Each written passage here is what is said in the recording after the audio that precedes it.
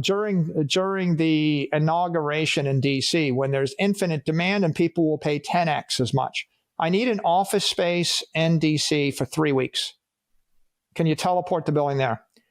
Well, that would be an easier to monetize piece of real estate.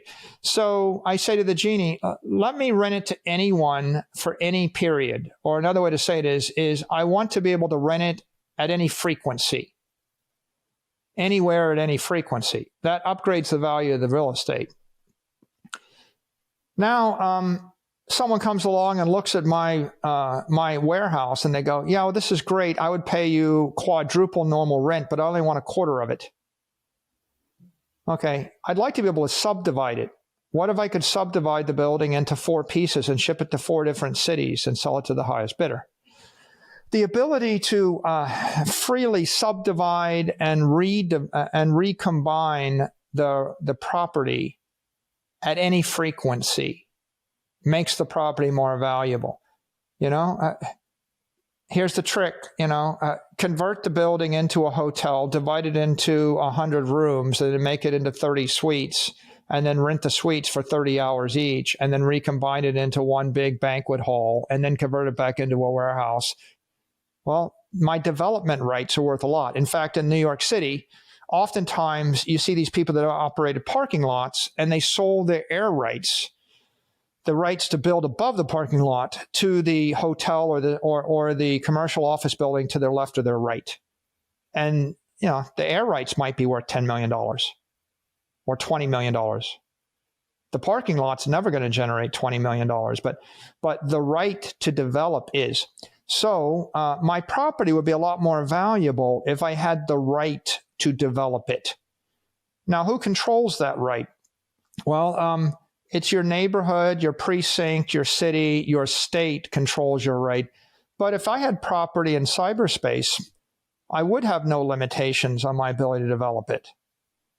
You would say to me, well, wait a minute, Michael, what's the point of selling the rights to build a 1,000-story building when the tallest building that anybody is allowed to build in New York City is 100 stories?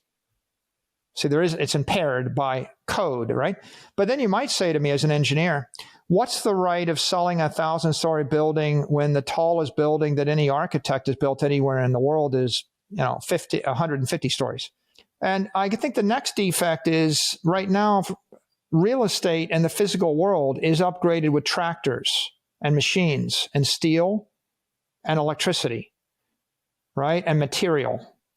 But what if I could upgrade the property using computer chips, right?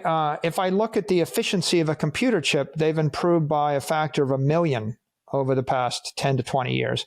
But if I look at the efficiency of construction cranes in New York City, they have not improved by a factor of 1 million in the past 20 years. So clearly moving into the computational domain for development out of the physical domain is a way to upgrade the value of the property.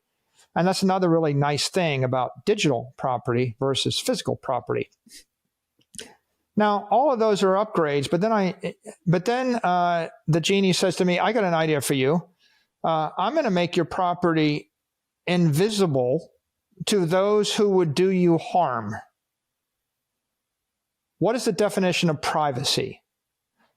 One definition of privacy is my property is invisible to those who would do me harm and available to my friends and family.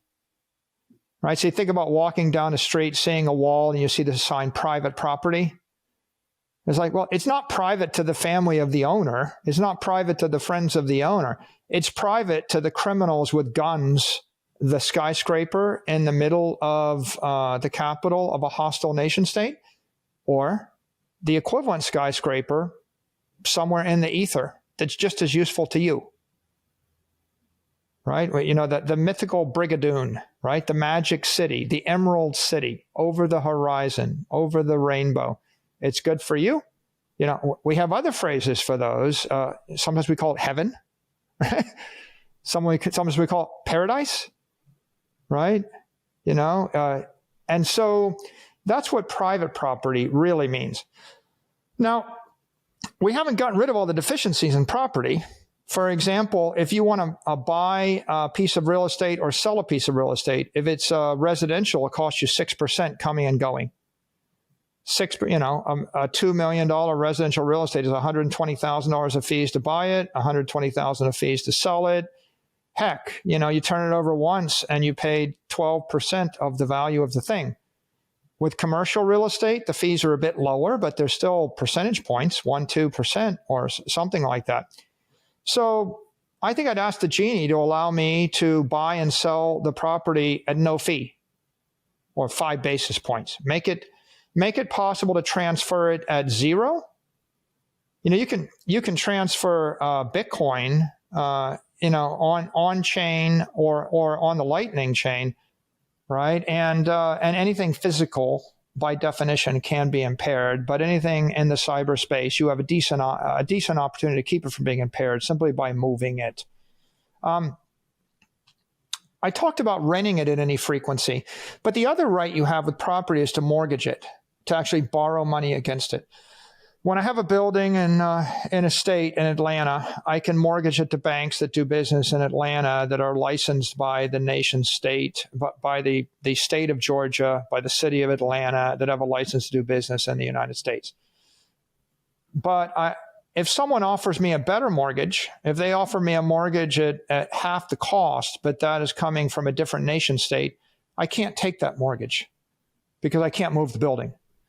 So when the property becomes flexible, it becomes possible to mortgage it to anywhere, to anyone on earth or in the heavens, right? Any bank could become the counterparty in the mortgage. But, mortgages come in flavors like generally, multi-year, 1 decade, 30 years. What if I wanted to mortgage it at any frequency? What if I just wanted to borrow some money for the next 30 seconds? So the ability to mortgage to anyone at any frequency is an upgrade. Now, why would I want to do that? Well, here's a real world or a practical example saying that no one can develop any more real estate. You cannot build any more buildings, or you can't build a building more than 10 floors forever in city limits. When you put a restriction on the property development, it drives up the value of all the property within the city dramatically. So here we're talking about putting a hard cap limit on digital property in the universe for all time. That's even much better than 21 million for the next 100 years, or until the administration changes or someone passes a law. Or 21 million, but only until the United States of America ceases to be a nation state. That's not quite as good as 21 million forever. So what I just did there was I, made about 18 wishes to my genie. And each wish removed a defect in the property. And it doesn't take a rocket scientist to figure out that now I've got $2 million to invest.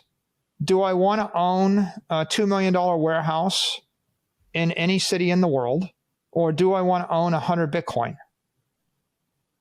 Seems pretty obvious, right? When you buy the $2 million warehouse, you are marrying the neighborhood zoning board, you're marrying the city, you're marrying the county, you're marrying the state, right? You're permanently, you're married for life to the country.